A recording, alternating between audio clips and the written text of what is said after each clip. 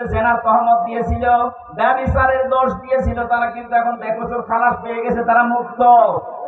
আদালত কর্তৃক প্রমাণ হচ্ছে তাদের ওই অপরাধের সাথে যুক্ত তারা না, রাজনৈতিক প্রতিহিংসার কারণে তারা এটা স্বীকার। কিন্তু এখন যাদেরকে দেওয়া হচ্ছে এদের সব ভিডিও ক্লিপ আছে। কথা বলে না, আমি জামালপুরে ছিলাম, জেলা জামালপুর, টাকলা মুরাদ, 6 মিনিট 32 সেকেন্ডের একটা অডিও ক্লিপ ফাঁস হয়ে গিয়েছিল। এই কারণে তার মন্ত্রিত্ব শেষ, তার এমপিগিরি শেষ, বাকি আর তা বললাম না। অথচ এখন যারা আছে দেখেন, প্রত্যেকের 8 মিনিট 10 মিনিট 1 ঘন্টা পর্যন্ত এদের চরিত্র কোথায় সব ভিডিও দেখা যাচ্ছে। জেনা করলে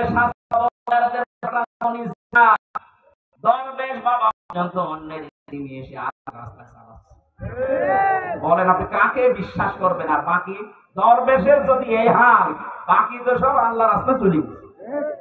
এই জন্য জেনার ধারে কাছে যাওয়া পর্যন্ত নিষেধ। আর এগুলো লাইসেন্স শুরু করেছিল আল্লাহ, এই কারণে এভাবে শক্ত করে ধরেছে। তাহলে এই মহিলার উদাহরণ দিলাম আমি, হাদিস তাদের কাছে মাফ চাবেন, তারা যদি মন থেকে বলে ঠিক আছে যা মাফ করে দিলাম, এবার আপনি আস্তাগফিরুল্লাহ পড়বেন।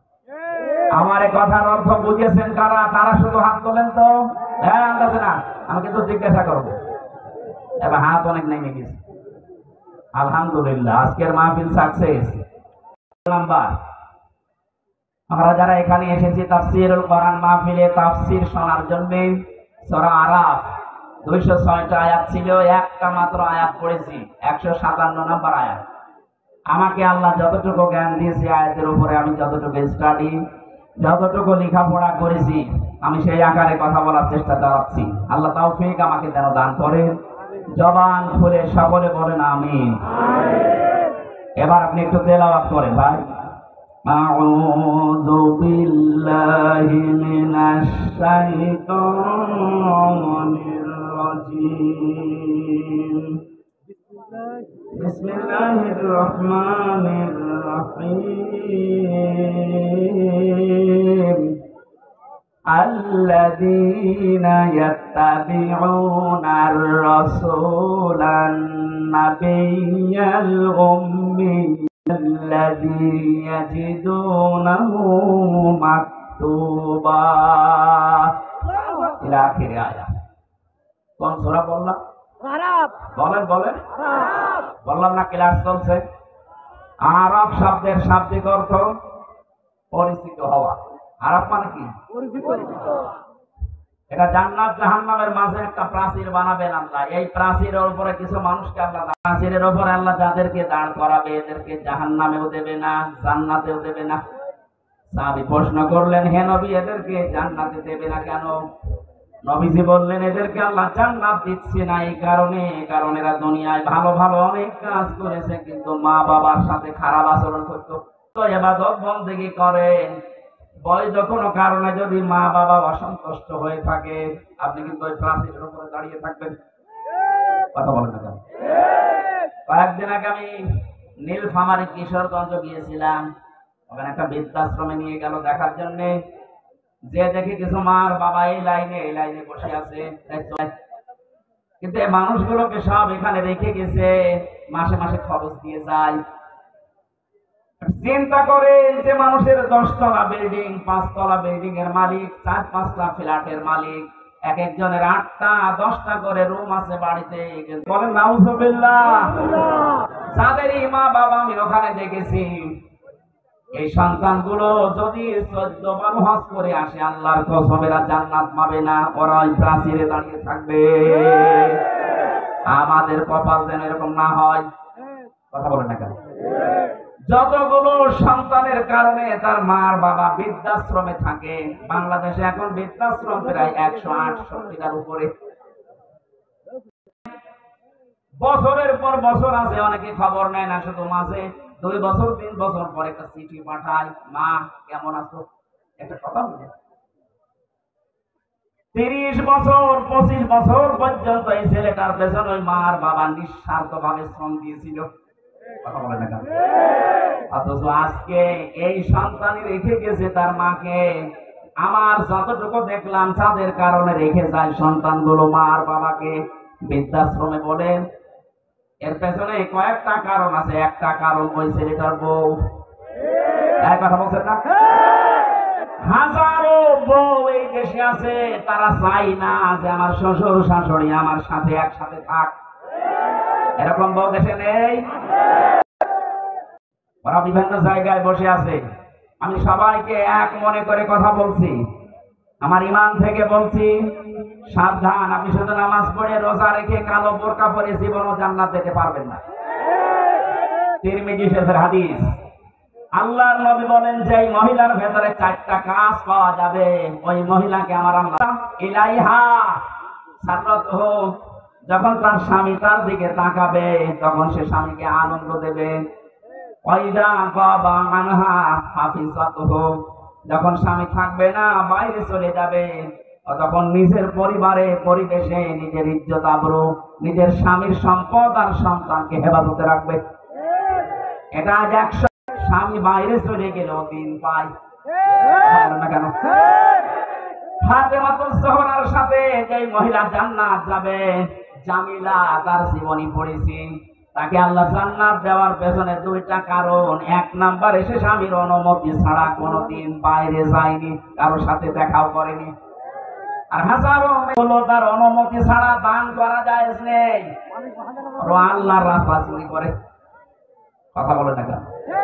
স্বামী বাইরে গেলে আপনার সন্তান, আপনার শরীর, ইজ্জত, সম্ভ্রম এগুলো সব হেফাজতে রাখা লাগবে।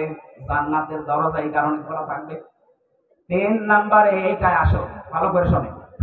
নবীজি বলেন যে মহিলা তার স্বামীকে দিনের উপরে চলতে সাহায্য করে, দিনের প্রচারে গেছে, দিন কায়েমের জন্য কাজ করছে, এই মহিলার কষ্ট হলেও স্বামীকে সাহায্য করবে, উৎসাহ দেবে, পেছন থেকে আরো সাহায্য হাত বাড়াবে।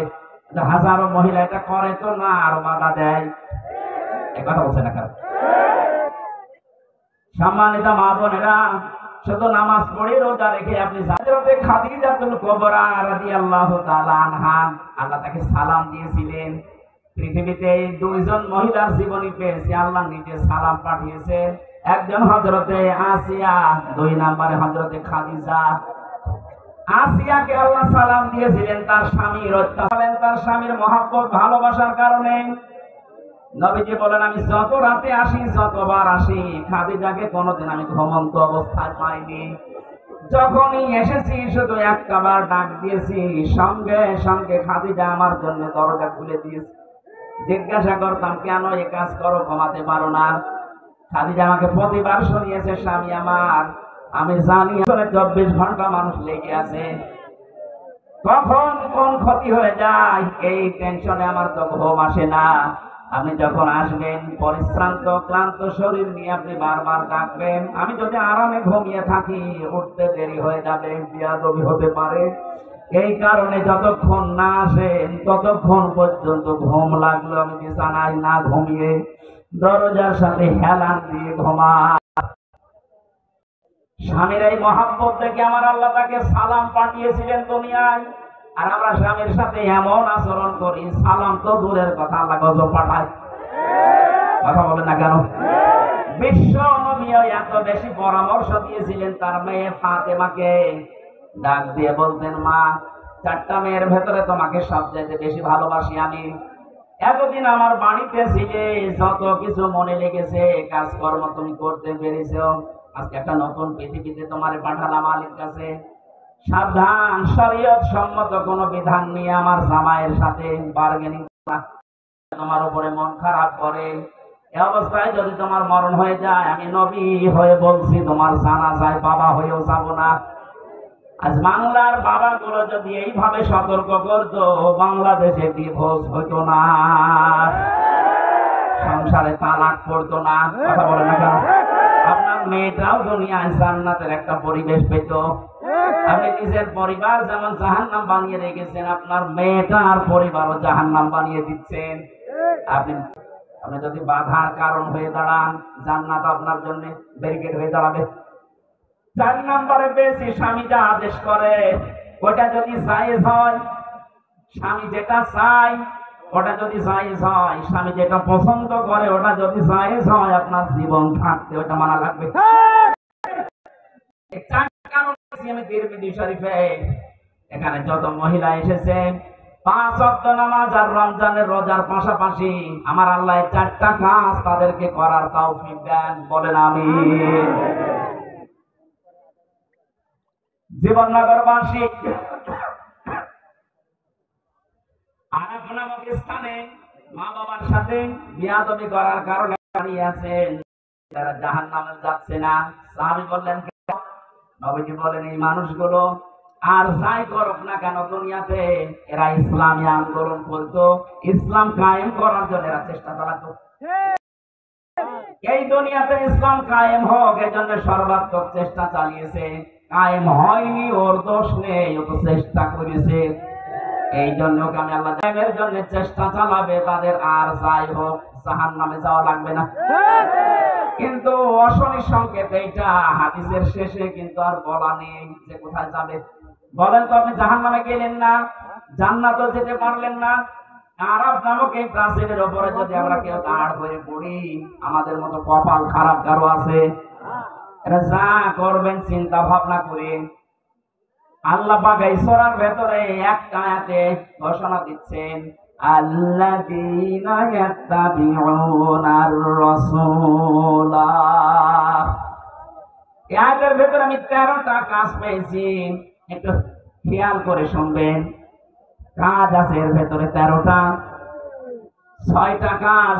1 নম্বরে আছে পরিচিতি, 2 নম্বরে আছে সকল ন্যায় এবং অন্যায়ের আদেশ আর নিষেধ, 3 নম্বরে পবিত্র বস্তু হালাল করা, 4 নম্বরে অপবিত্র বস্তুগুলো হারাম করা, 5 নম্বরে বোঝা, চাপানো বোঝা এবং বন্ধন যেটা সেটা থেকে আল্লাহ মুক্ত করে দেওয়া, 6 নম্বরে উৎকর্ষ সাধন করা মানব জীবনের। এই যে 6টার পরে আমার আল্লাহর দায়িত্ব ছিল দুনিয়ায় 3টা। তোমাদেরকে কিয়ামত পর্যন্ত এই 3টা দায়িত্ব পালন করা লাগবে। তার প্রতি ঈমান আনতে হবে, সম্মান করা লাগবে, সাহায্য করা লাগবে, সহানুভূতি দেখানো লাগবে। তার প্রতি যে আলো আমি পাঠিয়েছি, তার মানে কোরআন শরীফ, এইটার উপরে অনুসরণের মাধ্যমে জীবন চালাতে হবে। শেষের শব্দ হচ্ছে উলাইকা হুমুল মুফলিহুন, এরা সফল কাম। এবার আসেন আমরা আয়াতের ব্যাখ্যায় যাই। 1 নম্বরে আল্লাহ যারা অনুসরণ করছে, করবে, ইত্তাবিউনা এটা মুজারে, বর্তমান ভবিষ্যৎ, প্রেজেন্ট ফিউচার। যারা অনুসরণ করছে এবং করবে কার? রাসূল, নবী, উম্মি, 3টা পরিচয় দিয়েছেন। একটু খেয়াল করে শোনা লাগবে এটা। আল্লাহ পাক যার অনুসরণ করার জন্য আমাদের সবাইকে আদেশ দিচ্ছে, তার পরিচয় কয়টা বললাম? 3টা। জোরে বলেন কয়টা? 1 নম্বরে নবী কাকে বলে, উম্মি কাকে বলে? আমার আয়াতের মূল শব্দের তাফসীর করার নিয়ত ছিল ইয়ামুরুহুম বিল মারুফ ওয়া ইয়ানহাহুম আনিল মুনকার, এই 2টা শব্দে। বাকিগুলো আপনারা তাফসীরে ফি জিলালিল কোরআন, ইবনে কাসির, মারিফুল কোরআন, তাফসীর হাক্কানি, এই 4টা তাফসীরে থেকে আমার আজকের আলোচনা। এগুলো একটু দেখে নিয়ে আরো বিস্তারিত জ্ঞান পাবেন। এমন রাসূলের পরিচয় দিয়ে আল্লাহ অনুসরণ করার কথা বললে, রাসূল কি? রাসূল।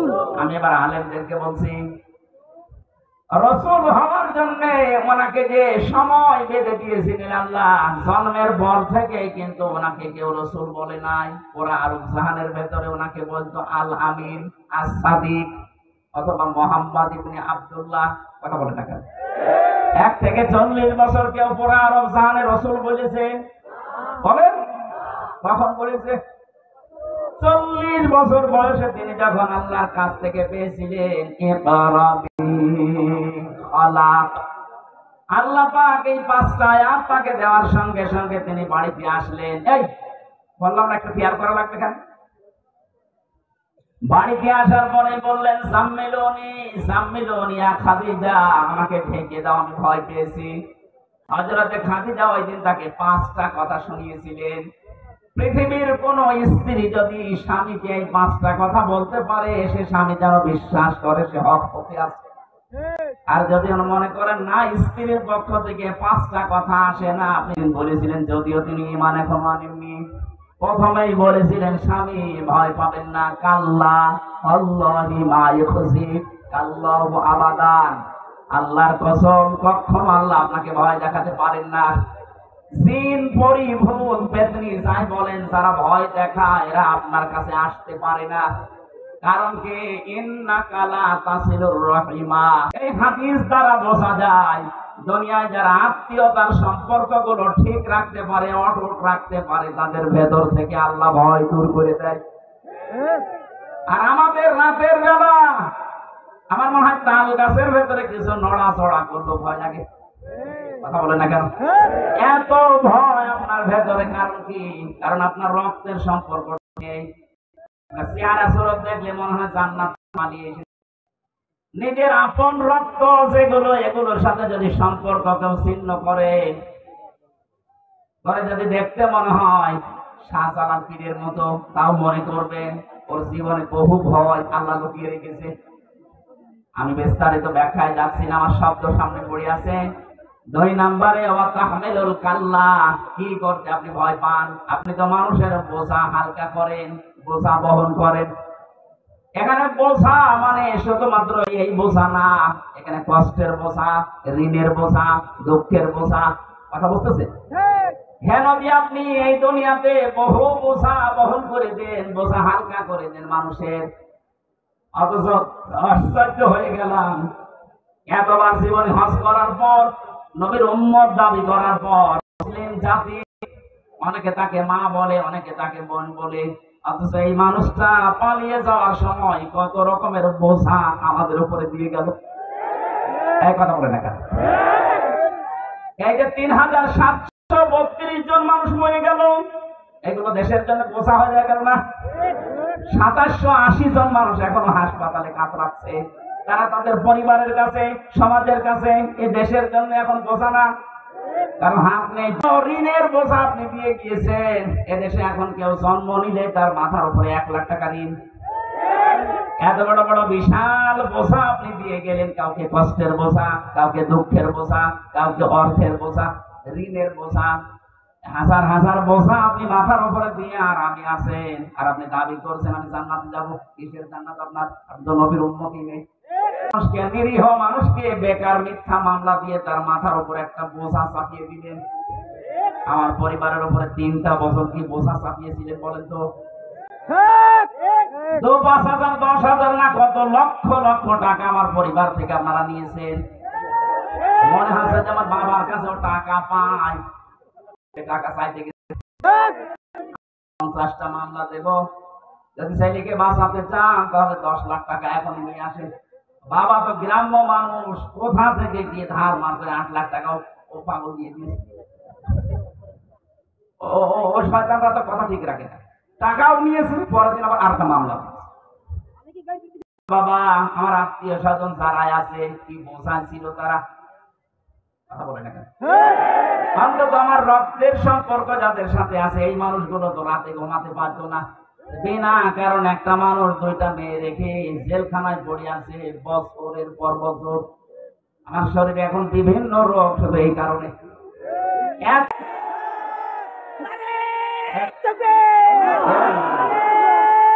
ঠিক আছে, বসুন বসুন বসুন বসুন। আমার যে তথ্যগুলো বলা দরকার তাফসীর মাহফিলে আমি এবার আরম্ভ করছি, এদিকে থাকা। আমার